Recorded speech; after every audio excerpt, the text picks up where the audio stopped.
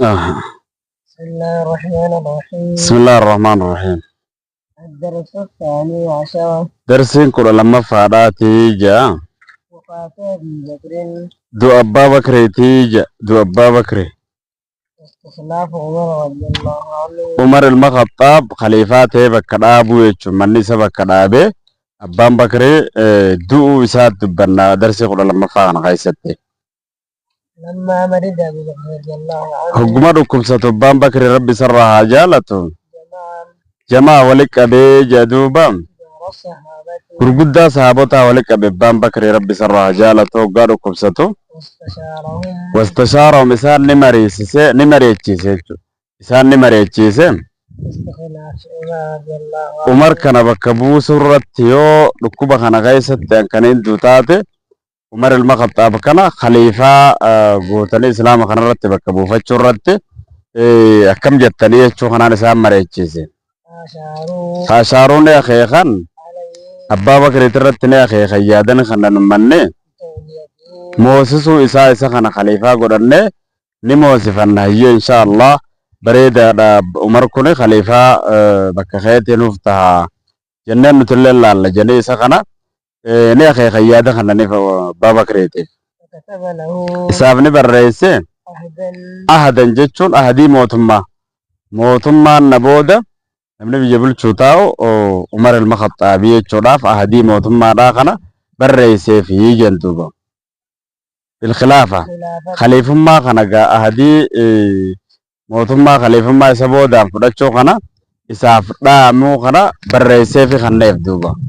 Wawsaahu وأوصاه Umar kana ni dhaamee jaaga abbaan Bakrii kun ni dhaame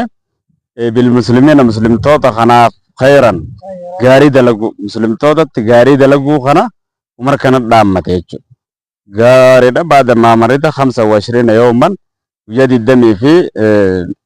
dhukkubsate jenne abbaan Bakrii. Eega guyyaa 25 dhibamee dhibdee kanaan ture booda dhukkuba kanarraa ka'uuf hin deemu jechuu kana eega murteeffate booda Umar kana khaliifummaa dabarsuu barbaade kana booda ga'an islaamaaf gaarii akka ta'e yaadduun sadhaama ummata islaamaatiif nasihaa yaadi gaarii yaadiif ummata xamriin jabeessin jechuudhaan isa kana dhaammate. Summa tuwaffiya ثم توفي eeganaan ijjeefame abbaan Bakrii سنة gaariidha 12 min alhijraa gaariidha bara 12ffaa keessatti hijiraarraa bara 12ffaa keessatti ajjeefame jedhuun bara 12ffaa keessatti ajjeefame jechuudha hijiraarraa ergamummaan Allahatu hijiraarraa bara meeqaa keessatti ajjeefame gara bara 10 kanaa mire rasuulinuuka godaansarraa kara bara 10 kanatti mire lolota bugfaa eega xumuran kana boodaa himi amma gaa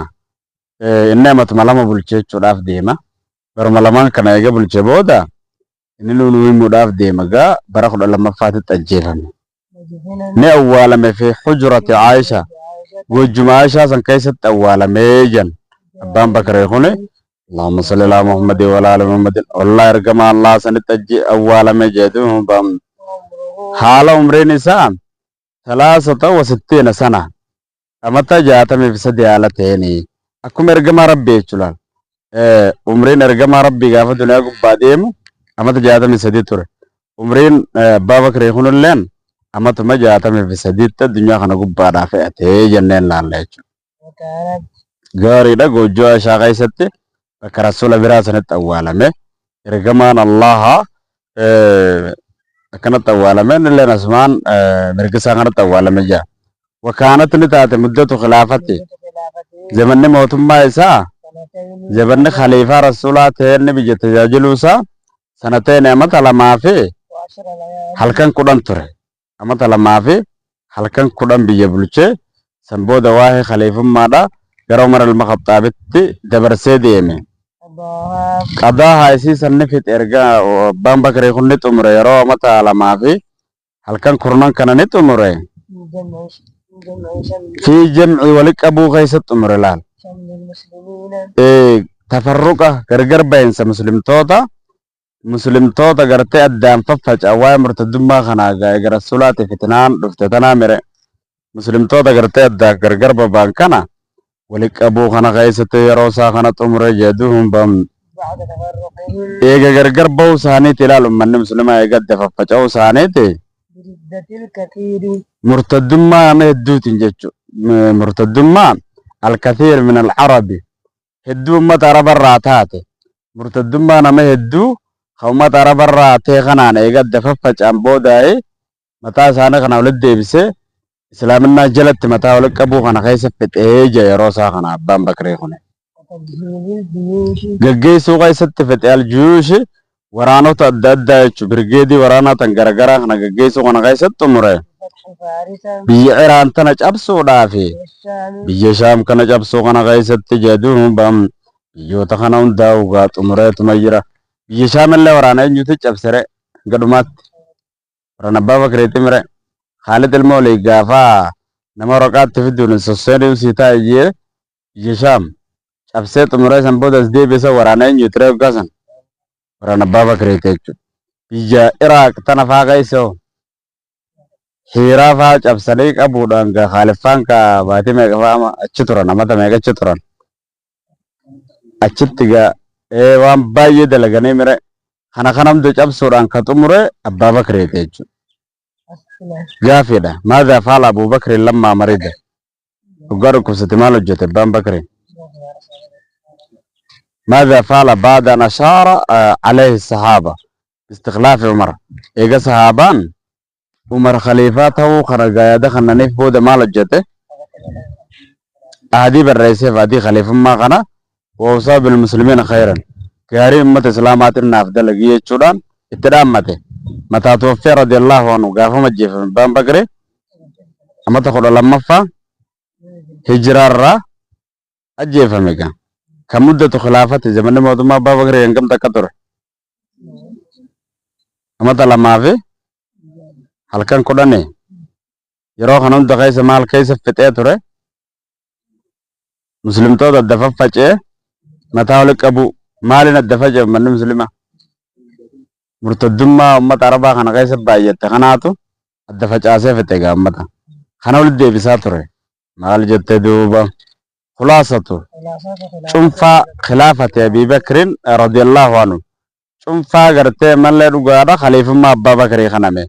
زمان موت ما عندك أبتة أنغو خليفة ما تبلشات رخنا شنفا سيتي في وسيرتي مثلا أبا بكر تلا شنفنا كباب سنة راسونا أبا بكر يخونه مكان سا عبد الله المكو حافظ جامع ندالة همه اللهم صل على محمد وعلى آل محمد اگر كما الله تجدون بام اما تلا ما في واشور باتين كتكدلت اما تلا ما في باتين كتك رسول دو بجر بام بكر ومتاز ني چالن نكوني للافتو حالا فمل للافا امت رد لغو خناني چاله مو امت انتا امت او جنجراچو تولچو خناني هند چاله مو نكون ورن ساو جتا او خناف لافو يچو غرا لافو أبي الله فايسان كنا وجين هجتو خناني قرتي من لي موهي خنان بيكم بام بكري نشاغل بالتجارة نقد شاغلات ترين اللهم صل على محمد وعلى آل محمد إرجع الله تتني صاحب جدوهم بام قبل البيسة جنان إرجمو ما إرجمان الله كن إرجمو دان درت صاحب إرجما الله هاتي وسمى رسول إرجمين درتو شريخ مساب ترني ولما بعث اللهم صل على محمد وعلى آل محمد حكم إرجمان الله نتبان بكري أول من آمن به جلك أبنا ما رسولت أمانته من الرجال دير الرأيجو نيامه شريكا سا ورقا شريك ساتي جرو جنوجو تنكنم داو نيامه كره سلامنا خنات التيامه نتهم يشتري العبيد خبيتو تي العبيد المؤمنين جبروت مؤمن توتا خبيتو تي ويعتقهم خيسان بالسومسو تي في سبيل الله خرا الله خيست أجلي خالق آتف جيتشا جبروت إسلاما خنا بيتي خن بالسومسو تي ولما هاجر رسول الله اللهم صل على محمد وعلى آل محمد حكم قدان ورقمان الله جدوهم بام رافقه جناني ستني شريخ بام بكري خنم ستني صاحبين في في غزواته دولونا برقمان الله دول مرة خيستو التشريخ جلانا فنتكا دافع عنه يسرى دي بسرقما الله ترى اتسيجو حج بالمسلمين مسلم توتان اللي هجيني قدين في السنة تاسعة برا سقل فاقنا غيست يا وصلى بهم إسان اللين صلاته لما مرض رسول اللهم الله صل على محمد وعلى آل محمد يرور كمان الله ركب ستسنة إسان صلاته ترى لما توفي رسول الله اللهم صل على محمد وعلى آل محمد نقوم كمان الله جيف مجدوهم بام جعلنا جزع الناس جناني نمني وبصد بن جدوب نمني وبصد برفتني إسرائيل إرجمان الله إسانه وجد بهو خناف جتش نمني وبصد برفته وكان أبو بكر أبان بكر إني تربي سر راجالته الرجبا إسانه تلالغا أمري دفتو بيخا وان نما مدته بيخا dhugumaan diin kana fudhate waan ta'eef gaafa gaddaa kana diin kana raammaku akkuma gaafa rasuulli jiru amri hunda keessattuu dhaabbatu rasuulli duunaanis uma rabbiin murteessee jechuu kana gaa fudhate jechuu qaama qalbiin nama ajaa'ibaati. Isa kana ni godhatan hidhannoo godhatanii uummanne obsaa fi zigjanii gad dhaabbatuu keessatti namatti hidhatanii deeman taasifatanii abbaa bakrii kana haala kanaan ture jedhu walitti qabame uummanni ansaaraa. اللهم صل على محمد وعلى ارجمان الله جو بودا اباد ربني سايدا سن كيس ولك بمن ساد المو بادا خنا احدي غوني امير النهانو تو يچو خنا رت مهاجر تون نددفن خرا اباد گنت بني سايدا سنتيغا اسان دربو يديمام وعمر وابو عبيده عمر في بام بكرتي في عمر في ابو عبيدان دربو نديمان eega wal falammi jidduu muhaajiraa fi ansaaratti gaggeeffamte booda abbaan bakrii ni dubbate gargar baase fadla qurayshin caalmee qurayshin waa'ee hoggansaa keessa qabdu waa'een hoggansaa tanuma qurayshiiti isaan kanaaf haramni gajjetti qurayshi tanaaf waa hogganuu danda'a kajuu kana ifa baase ansaaraan ni jee duuba jaaladheen isin kanaaf tokko haadeen rajuleen gurbaa lamaan kanarraa nam tokko isin jaaladhe Umar ilma Khattaab kanaafi Abaa Ubeydaa kanatti baanu jira yaa Umar ahadii isani godhe warri bakka san jiru ansaararraa fi muhaajirarraa isa jala deemanii kaanee abbaa bakrii ahadii godhan eeganaa masgida ol deebi'ee masgida seene namnilleen ahadii isani godhan durummaan hojiidhaatu badaa bihi Kaisan jal kabetu abbaan bakre eega rasula gaggeessan booda eega rasula waalan booda baana gaa'e jechuu saamata waraana usaamaa kana gaggeessuu kana jedhu bam Allahumma salli ala Muhammad wa ala ali inni sanu ergamaan Allah gaggeesse la du'a isaatiin duratti gaariidha liqaswi duuluudhaaf jechu atraafa shaam ijaasa xarafa gartee biyya shaam kana xarafa biyya shaam achi duuluudhaaf ka ergamaan Allah duraan gaggeessee turee dhukkubni isa qabatee sababa sana waraanan erginee hafe san gaggeessu ta'e jalqabni hojii isaa gaggeesse abbaan bakre lubbuma isaatiin waraana kana fuudhee gaggeesse gaa dubbiilleen rakkaatee akka mucaan kun xiqqaadha silaa kana goote maarreen akkana silaa mucaa kana firraa murtaddoota kana lolurra deebifte inni kana dinnaan haa mucaan kun daa'imaati nama kanarra jabaa sila moosifte hoyyaadha janii yaada kanaan rakka kan nu turane kanam daawdi de akkuma rasuulli deemettiin deeme jee gaggeesse waraanni kun ni deeman kara ubnaa bootaa jaamtootitti ni deebi'e dhaafiran milkii gonfata haala ta'een deebi'e injifannoon murtaddi ta'e muudamul qabaa'ile gurguddaan gosoota gosti hedduun Allahumma salli ala Muhammad wa ala ali Muhammad eega ergamaan Allah du'e booda jedhuun bam hinafna illaa ahlu makkata jannaani warra makkaatiif madiinaa yoo taate malee nama waa xiqqoo tokko malee isaan malee ka jiru warra juwaata hafaa qayyannu san malee nam tokkollee hin hafne abbaan bakrii gaggeesse aljuyuush waraana hedduu gaggeesse isaan inni lolte injifannoo argatte irra moosifamte irratti tumsa harkatte waraana islaamaa murtaddoota irratti amata 12ffaa keessatti abbaan bakrii gaggeesse waraana lama gaggeesse iraaq cabsuudhaaf jecha tokko waraana lamaan sanii hooggansa Khaalid ilma Walid jala gaggeesse isani ajaje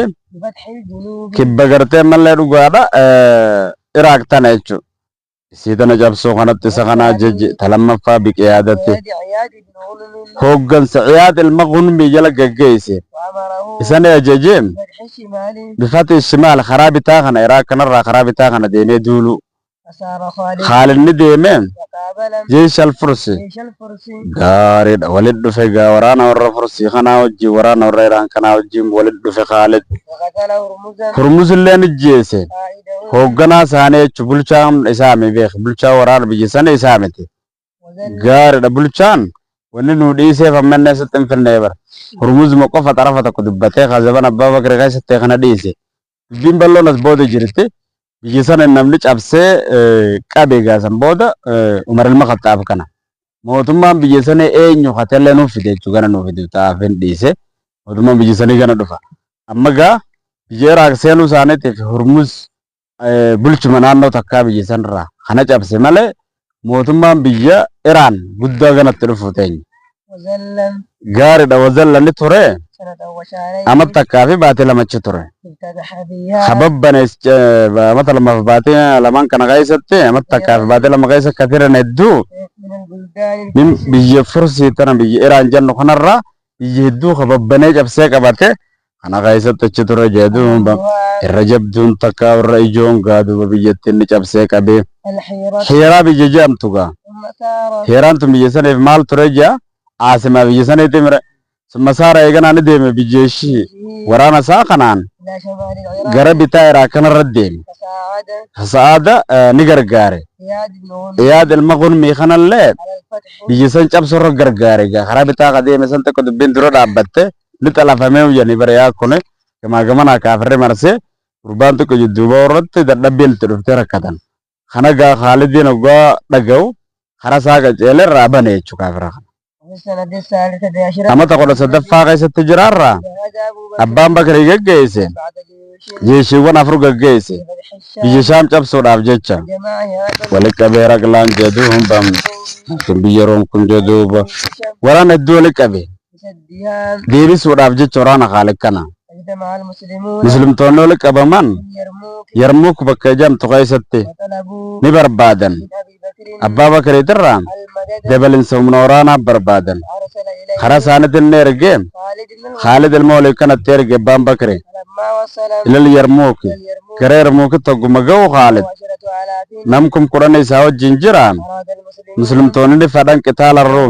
ruumiin loluu fadhan متفرقين adda babahanii namoo ajajaa keenya jalatti haaloluu jechuu barbaadan ونصحهم nasiyaa isaanii yaade بين لهم isaaniif bayyanse أن النصر tumsi ka argamu توقفت على الاتحاد tokkummaa irratti tumsi namaaf gad dhaabbata tumsi muslimaa ka gad dhaabbatu tokkummaa qabaachuu irratti jechuu kanarratti سلموه fasallamuu qiyaadatal jeeshi الجيش isatti ni kannatan jechuu hooggansa waraanaa guutuu atummaan nu hoogganee jeniin فهجم alarruumi على الروم ruum kanarratti lolonni ban erga Khaalid ilma Waliidii فهجم hanga isaan cabsutti jedhuun bam isaanirraa nama kumootaan lakkaa'amurraa gate jedhuuba وقتل من ni gatame muslimtoota irraa illee ni jeefame nam kum sadiitu irraa dhume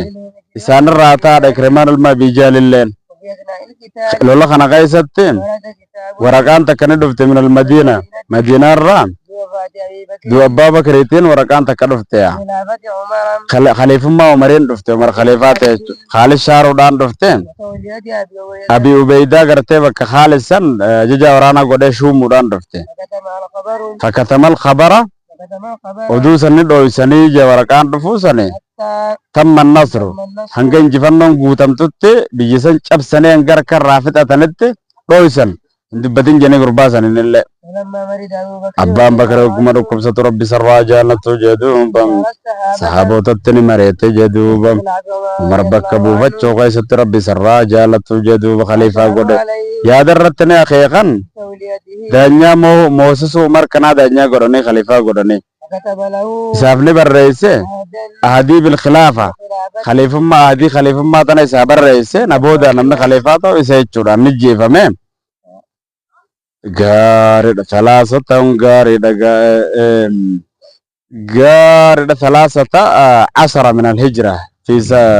توفي سنة 13 من الهجرة bara 13 hijira irraa bara 13 kana keessatti ajjeefame jedhuuba ودفن ni awwaalame بجوار النبي اللهم صل على محمد وعلى ال محمد الله يرحمه الله تتوالم جدو رسول ربي برت ومدته خلافته خلافته زمن موتما غرته ابا بكر سنتان امت لما في 10 ليال halkan kudhanii jenneen laalla umriin isaa 63 sana mata jaatamii fi sadii gaanka kana hooggane waan ajaa'ibaa kana hojjete.